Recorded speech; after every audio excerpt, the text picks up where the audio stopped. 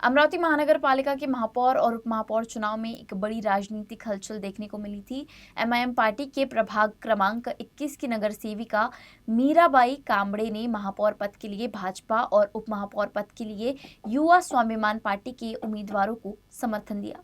सूत्रों के अनुसार मीराबाई कांबड़े का बेटा संदीप कांबड़े भी विधायक रवि राणा के घर जाकर उनके आशीर्वाद में शामिल हुए। इसके साथ ही युवा स्वाभिमान पार्टी ने भी मीराबाई कांबड़े को पिछले 20 वर्षों से अपने कार्यकर्ता के रूप में मान्यता दी है। मीराबाई कांबड़े ने अपने फैसले के पीछे की वजह स्पष्ट करते हुए कहा कि प्रभाग 21 और जूनी बस्ती के इलाके का समग्र और स्थायी विकास तभी संभव है जब सक्षम नेतृत्व और विकास सोच हो। उन्होंने कहा कि भाजपा का महापौर पद का उम्मीदवार और युवा स्वाभिमान पार्टी का उप महापौर पद का उम्मीदवार शहर के विकास के लिए प्रतिबद्ध है, इसलिए उन्हें समर्थन देने का निर्णय लिया गया।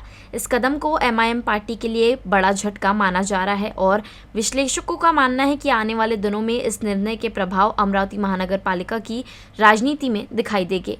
2009 से बढ़ते रहा क्या हाल थे और अभी क्या हाल है। 2009 के पहले किसी की सुनी नहीं जाती थी, लेकिन जब से रवि बाबू आए तब से अगर रवि बाबू को हमने कोई भी काम कभी भी बोले, आधी रात को भी रवि बाबू का आज तक कभी हमको नहीं कहा, ये नहीं मिला, जवाब नहीं मिला। जो भी काम बोलो हो या ना हो, लेकिन आश्वासन मिला। और आश्वासन के बाद में रवि बाबू का सबसे बड़ा ये है कि वो आश्वासन देने के बाद में वो काम करा के रहते। मीरा भगवान कांबळे या अत्यंत सक्रिय कार्यकर्ता युवासेना पार्टीचे राहिलेले आहे। मीराताई कांबळे आणि संदीप कांबळे त्यांचा मुलगा यांनी नेहमी युवासेना पार्टीचं 2009 पासून झेंडा उचलला, काम केलं, एरियाचा विकासासाठी काम केलं आणि पुन्हा बंडाऱ्याच्या विकासासाठी भारतीय जनता पार्टीच्या महापौराला या ठिकाणी यांनी पाठिंबा दिला, युवासेना पार्टीच्या उपमहापौराला पाठिंबा दिला आणि कशासाठी तर बंडाऱ्याच्या विकासासाठी।